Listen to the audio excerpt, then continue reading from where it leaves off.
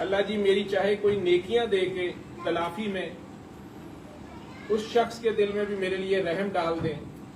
अगर किसी शख्स की आह ने मुझे या मेरे घर वालों को पकड़ा हुआ है और अगर मेरी नेकियां थोड़ी हैं और उसका नुकसान ज्यादा है तो चाहे उसके गुनाह मेरे खाते में कोई लिख दे, जितनी तलाफी बनती है, क्योंकि क़यामत को भी यही करना पड़ना है।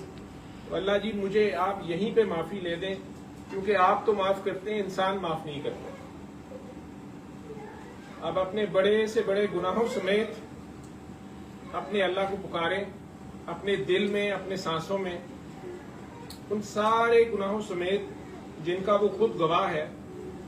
हर जगह वो साथ था, बेडरूम में, बाथरूम में, गेट पे, डेट पे, जहां देखकर शायद माँ बाप छोड़ दें लेकिन वो नहीं छोड़ता, इंतजार करता है हमारा। तो तुमने गलतियां तो की हैं लेकिन कभी तो तुम मेरी तरफ लौट आओगे। आखिर तुम मेरी किस किस नेमत का इनकार करोगे। मैं तुमसे शदीद प्यार करता हूँ, कभी तो तुम्हें मेरे प्यार का एहसास होगा। तो जितने प्यार से अपने दिल में उसे 3 बार पुकार सकते हैं उसके जाती नाम से, उसे पुकारें। और फिर जो दुआ मांगनी है अपने लिए भी, आंटी शहनाज के लिए भी, अपने प्यारों के लिए भी, वो अपने दिल में मांगे, अपने ख्याल में मांगे, पूरे खलूस और इस यकीन से मांगे कि वो सुन रहा है, रहमान है, उसने माफ भी कर दिया है और कबूल भी कर लिया है।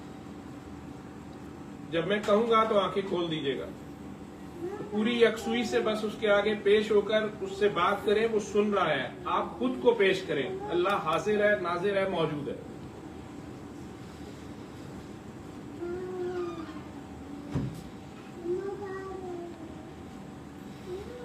अल्लाह अल्लाह अल्लाह।